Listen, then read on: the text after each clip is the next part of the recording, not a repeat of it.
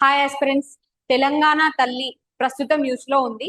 ఎందుకు అంటే తెలంగాణ కల్చర్ ఏవైతే మనం ఎగ్జామ్ కి చదువుతామో దాంట్లో తెలంగాణ ఐడెంటిటీని మనము వివిధ రూపాల్లో చూస్తూ ఉంటాము. దాంట్లో ఒక ముఖ్యమైన పార్ట్ ఏంటి అంటే స్టాచ్యూస్. దాంట్లో తెలంగాణ తల్లి ఇప్పుడు ప్రాధాన్యత సంతరించుకుంది. ఎందుకు అంటే already BR Ambedkar secretariat, Telangana secretariat ఏదైతే ఉందో అక్కడ మనకు ఆల్రెడీ తెలంగాణ తల్లి స్టాచ్యూ అనేది ఉండడం జరిగింది. December 9th 2024 ఈ రోజుని తెలంగాణ తల్లి ఆవిర్భావ దినోత్సవంగా ఆల్రెడీ మనం ప్రకటించుకోవడం జరిగింది.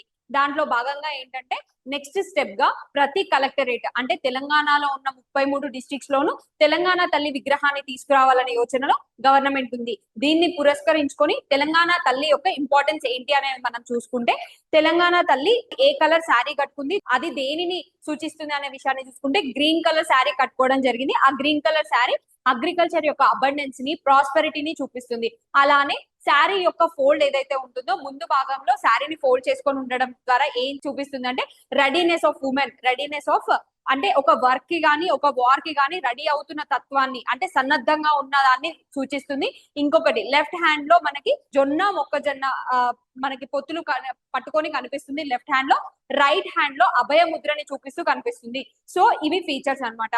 ఫస్ట్ టైం తెలంగాణ తల్లికి బిఎస్ రాములు అనే అతను ఒక రూపాన్ని ఇవ్వడం జరిగితే, దాన్ని తర్వాత చాలా మార్పులు జరిగినప్పటికీ కంప్యూటరైజ్డ్ వర్షన్ వచ్చేసరికి బివిఆర్ చారి అనే అతను చేశారు.